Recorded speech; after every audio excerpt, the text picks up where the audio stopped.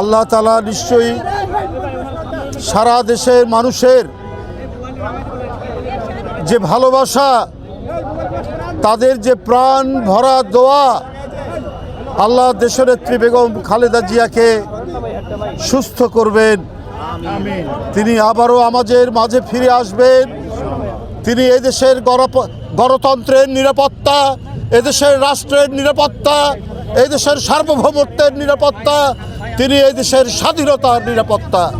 বন্ধুরা আমার, গোটা জাতি দেশনেত্রী বেগম খালেদা জিয়াকে তাদের সকল নিরাপত্তার অভিভাবক মনে করে।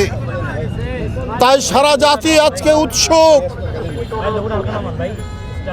সারা জাতি আজকে এভার কেয়ারের দিকে তাকিয়ে আছে।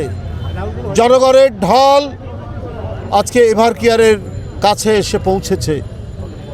আমরা অবশ্যই সবাই আল্লাহর কাছে দোয়া করছি, আল্লাহ আমাদের প্রিয় নেত্রীকে তিনি সুস্থ করে তুলবেন।